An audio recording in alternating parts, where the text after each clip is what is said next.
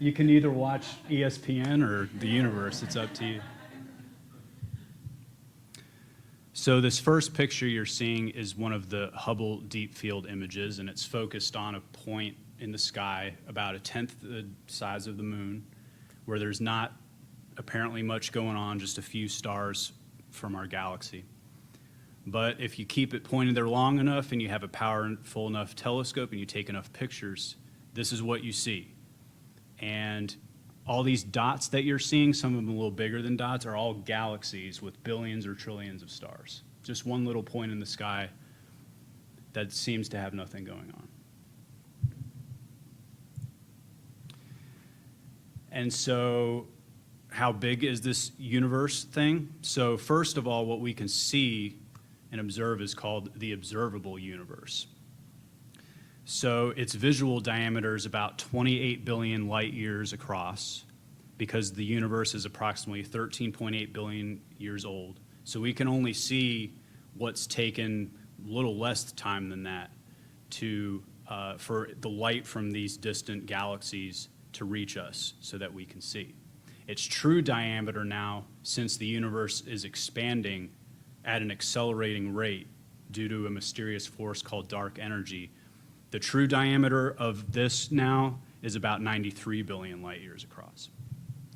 So that little line right there for scale, and I know some of you are going to have a little trouble seeing. If some of you want to come closer, feel free. But this little line right here is 1 billion light years. So it takes light 1 billion years to travel that little distance right there. Where's the Earth in this picture? Well, it's way too small. We're at the center because we're at the center of our own observable universe.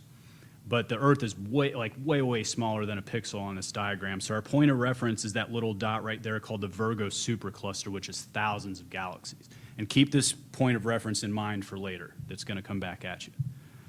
So there's about 10 million superclusters in the observable universe, which is thousands to hundreds of thousands of galaxies. That's already more than the population of Metro Atlanta. There is 350 billion large galaxies like our Milky Way, each with billions or trillions of stars. There's also dwarf galaxies that hover around the large galaxies. There's about 7 trillion of those. There's about 200 sextillion stars, and that's a number we don't deal with a lot, but that's a billion trillion. The number of planets, 1 septillion, which is a trillion trillion.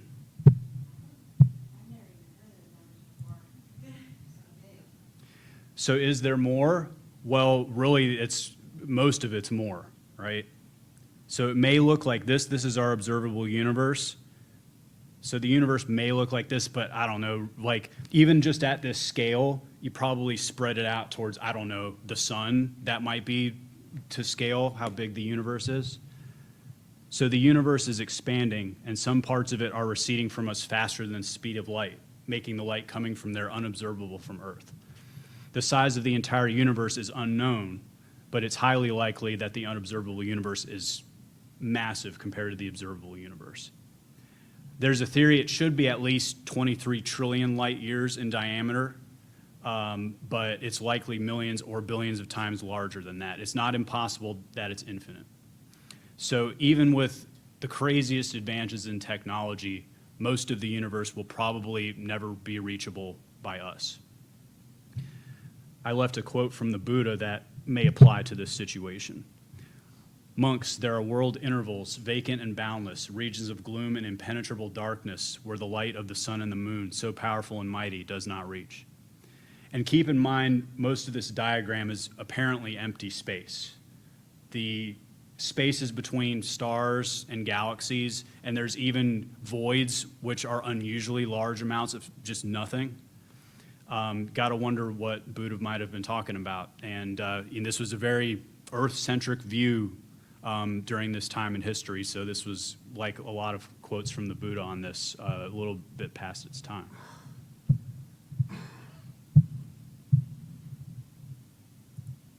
So let's back up a minute, because let's get a little more perspective closer to home to give you an idea of the distances we're talking about here.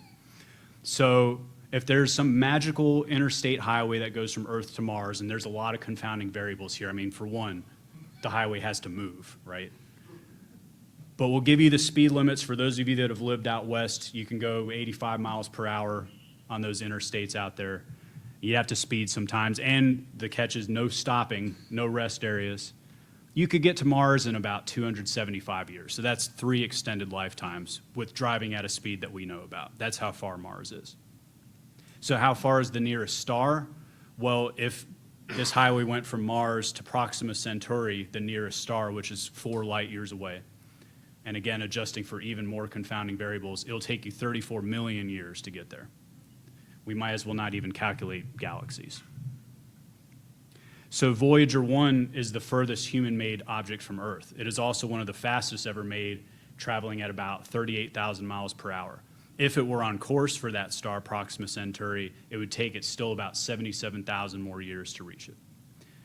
And sometimes we think, hey, one day if we can travel closer to light speed, we might be able to make it somewhere in a reasonable amount of time. Well, this is how far we are. Our current fastest made human-made object is the NASA Parker Solar Probe. It's speeding around the sun at about 430,000 miles per hour. 430,000 miles per hour is approximately 0.0641% of the speed of light. That's how much progress we've made. And it would take that probe a little over 7,000 years to reach the nearest star. So that's where we're at right now.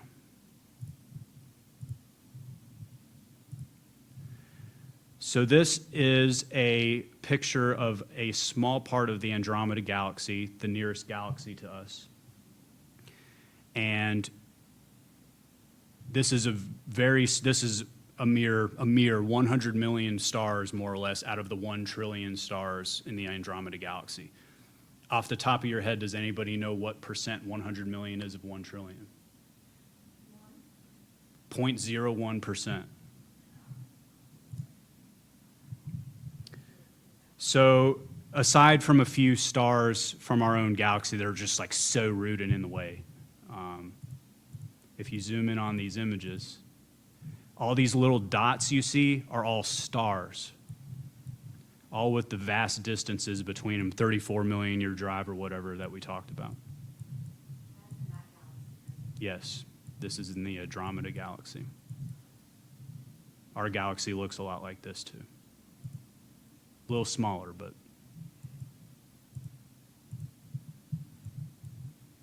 they say to view the whole galaxy, the image of the whole galaxy, you need 600 high-definition TVs. So start working on it. We'll do that next time. Yep.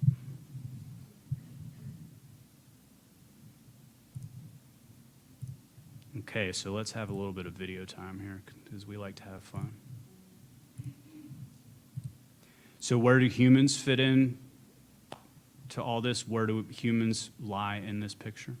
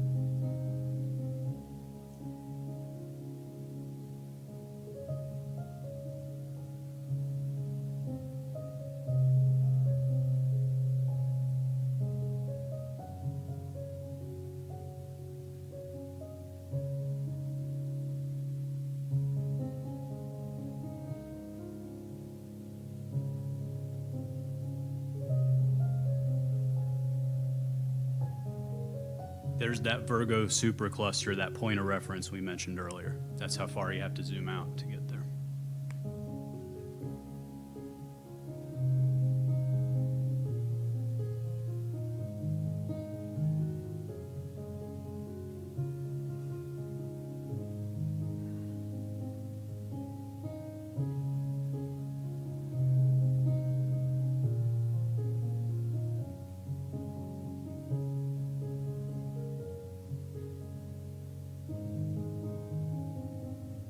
And this is another subject, but I felt like we shouldn't leave this out.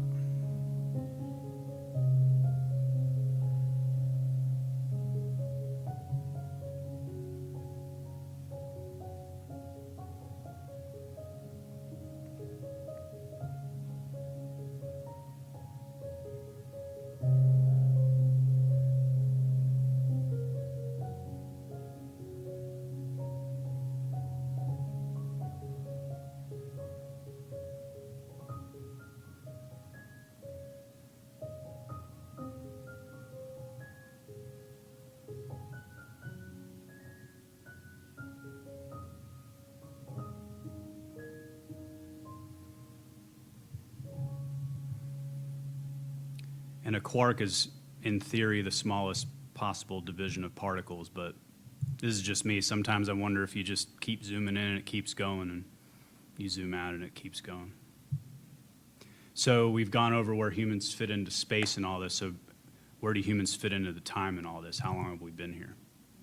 So there's a analogy made by Carl Sagan called the cosmic calendar, which rounds the universe's age to 15 billion years to make it easier to divide. That makes each month 1.25 of billion years.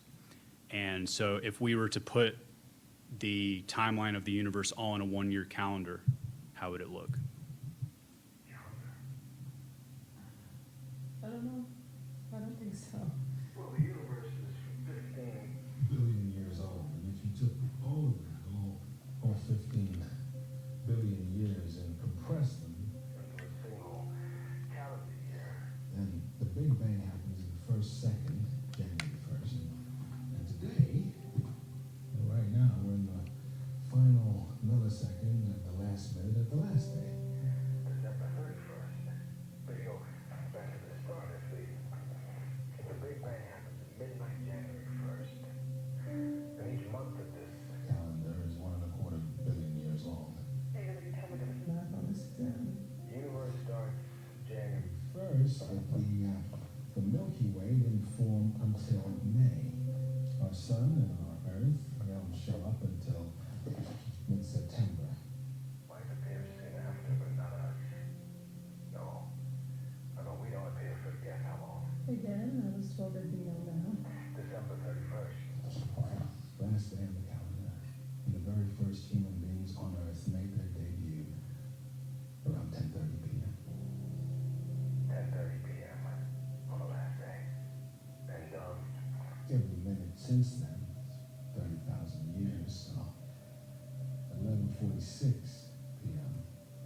Only 14 minutes ago, humanity tamed fire. And now we're out of minutes, we're into seconds.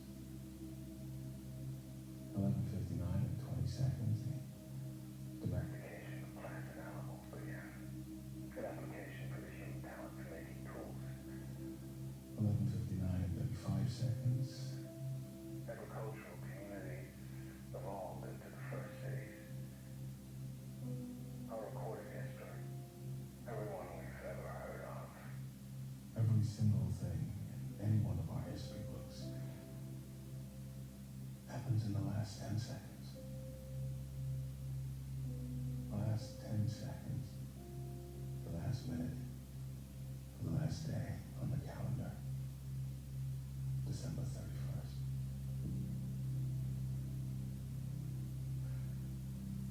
So how long's it gonna go on? Profound. And so this video, it's 30 minutes long. We're not watching the whole thing, but I recommend watching it. And, it's just hard to skip over for this topic because in terms of where we are going, I want to try to paint a picture of how long just this universe is going to go on. And so in this video, time is doubled every 5 seconds. It starts at 2019, time doubles every 5 seconds.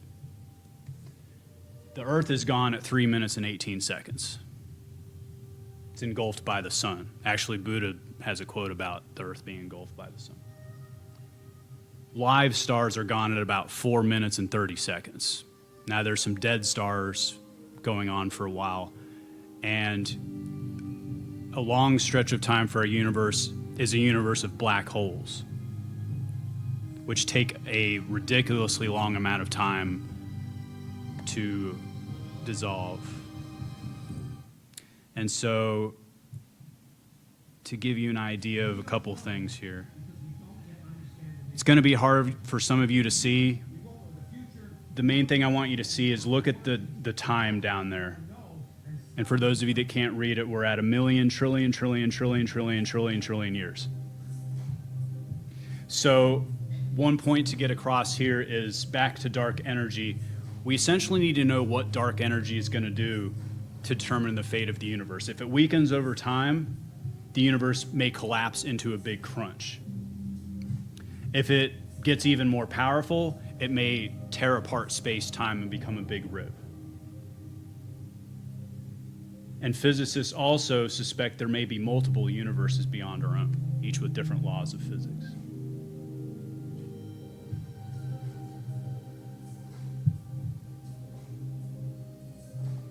And so if dark energy keeps doing what it's doing and doesn't change all that much, what we're looking at is an infinitely expanding universe. And at some point, there will be one black hole left. And once it's done, it will bathe the universe in the light one last time. For those of you who can see, look at the timeline we're on now. Just casually going up 1 billion years at a time.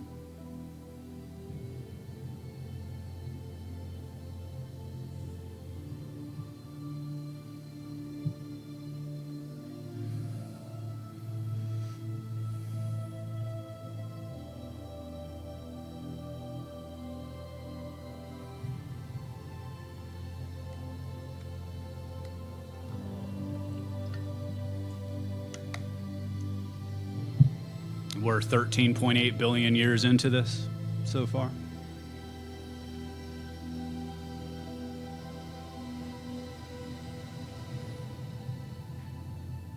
And there's something earlier in this video about life being possible.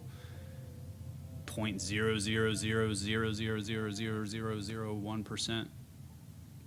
Don't have the zeros exactly right of the age of the universe.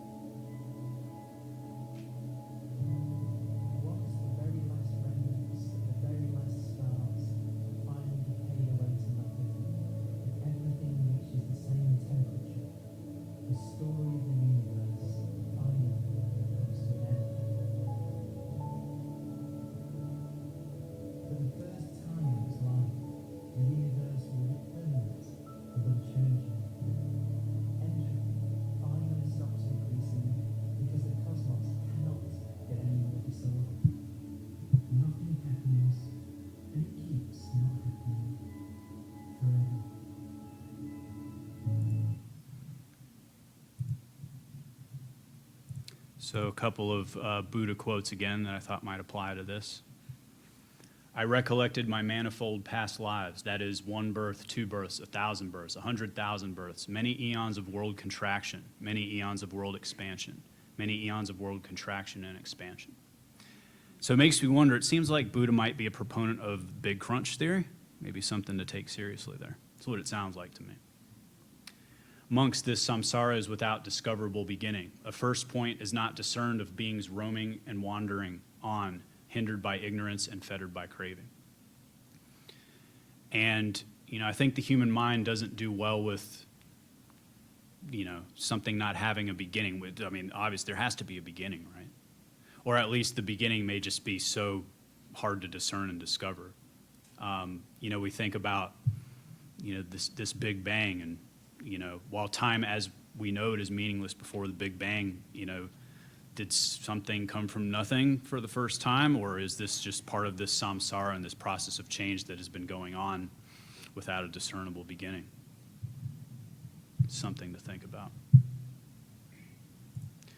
So we're going to breeze through this part because we're getting towards the end here, but part of perspective is, well, we're social creatures. Where are all the other people, right? We want to know that.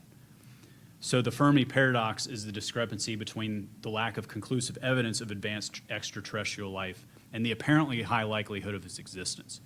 So even if we ignore all the other galaxies we talked about, like 250 billion large galaxies, so it would still be pretty reasonable that we could find some life in the Milky Way galaxy. Like, there's billions of stars around the same temperature, size, et cetera, as the sun.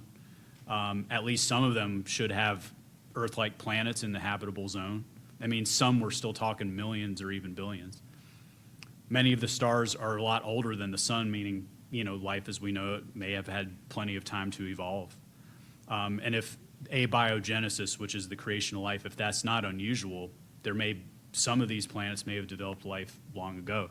Some of them may have developed interstellar travel, some with impressive speed. So given this possibility, where is everybody? So this is where it gets really fun to me, is the possible explanations for the Fermi paradox. And again, we're breezing through here, but I put some in bold. Maybe extraterrestrial life is super rare. There's a rare Earth hypothesis that has to do with not just being in the habitable zone, but Jupiter shielding us from asteroids, tectonic plates, a lot of stuff. Maybe there's bacterial-like life forms or simple life forms everywhere in the universe, but life like ours is rare. It is the nature of intelligent life to destroy itself. I put that in bold because, I don't know, I think some of our teachers might have something to say about that one. Intelligent, that's why I put it in quotes. It is the nature of intelligent life to destroy other intelligent life. There's a theory, maybe we don't see anybody else because by the time two life forms can see each other, one of them's going to be gone. One of them's going to be destroyed.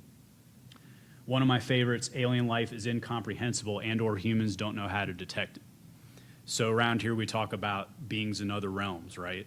And, even aside from other realms like alien life, we just may not know what we're looking at. If we saw it, we may not even know what we were seeing. And we're looking for life like ours, but that might be a short-sighted view of what's really out there. Alien species may have only settled another part of the galaxy, may just happen to be in a quiet section of the galaxy where they haven't gotten yet. A couple interesting ones to the modern day world. Alien species may isolate themselves in virtual worlds. I mean, aren't we kind of working our way there already, people? Artificial intelligence is just starting to come out, but artificial intelligence may not be expansionist. It may not see the need to do interstellar travel. Maybe interstellar travel is just really too difficult, right? Another one that's fun is communication is dangerous or alien governments are otherwise choosing not to respond, the dark forest hypothesis. I know some people, I put this in bold because I know some people are all about this here, but alien life is already here, unacknowledged or deliberately concealed. And finally, I put this one underlined in bold because in my personal opinion and others, intelligent life is too far away. It's very likely that there could be life everywhere out there, but it's just too far away. The distances are just too vast. So some Buddhist takeaways from all this, 3 more quotes. Translations, all conditioned things are impermanent. When one sees this with wisdom, one turns away from suffering. And so when we look at all these changing conditions out there, the fact that everything as we know it, will change. I won't even say destroyed, it will change. One turns away from suffering. One says, hey, everything out here, it's not going to last, and that's the source of dukkha, is the unsatisfactory, is we just can't keep anything permanent, Back to the loving kindness throughout the universe, just as with her own life, a mother shields from hurt her own son, her only child. Let all-embracing thoughts for all beings be yours. Cultivate an all-embracing mind of love for all throughout the universe, in all its height, depth, and breadth. Love that is untroubled and beyond hatred or enmity.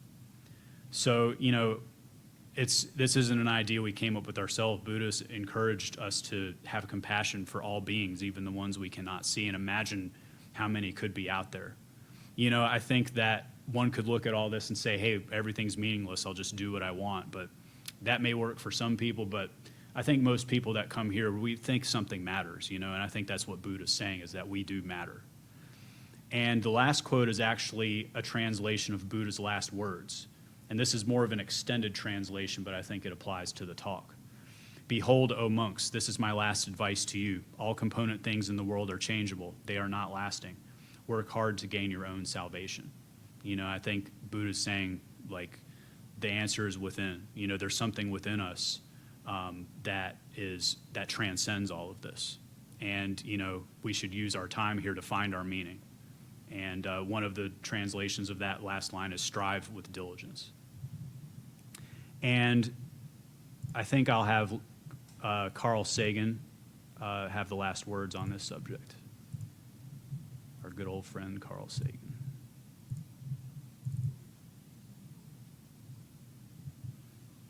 So this is a picture of the Earth, the furthest picture ever taken, when the Voyager 1 that we brought up turned around and took one last look at the solar system before leaving.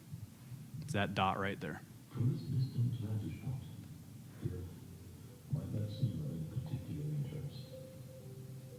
But for us, it's different. Consider again that dot. That's here. That's home. That's us.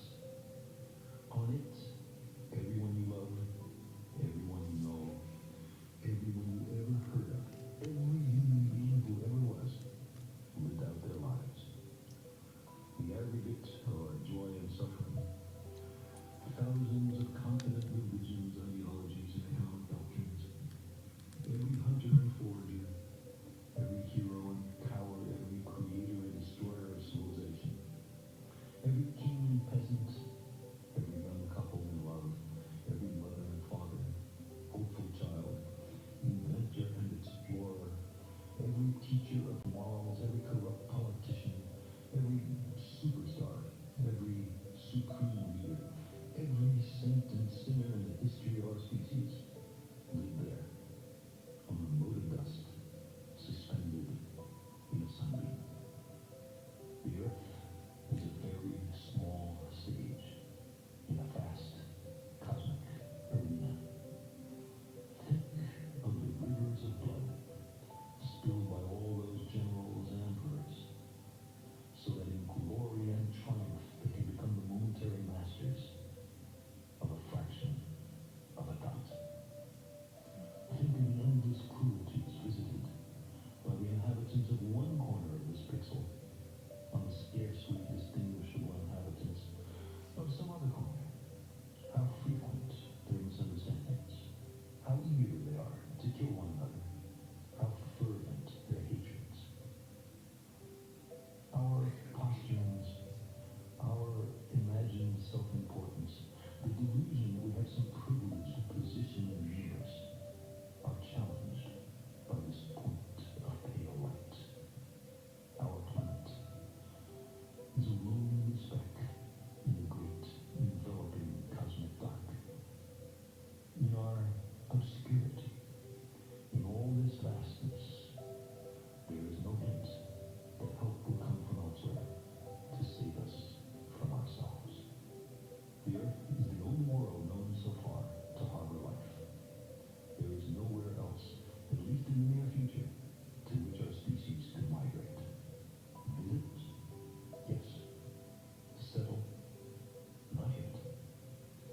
Like it or not, for the moment, the Earth is where we make our stand. It has been said that astronomy is a humbling and character-building experience.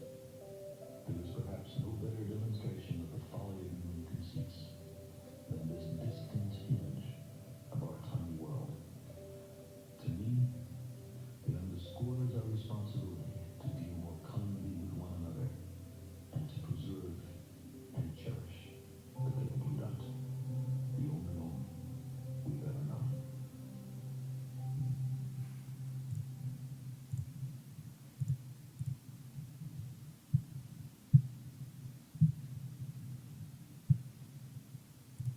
Thank you, Satu.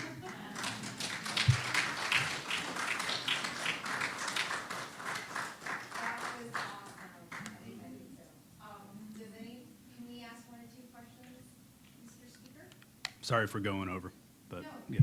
5 minutes, are you good? Okay. I may not know the answer, but I'm trying.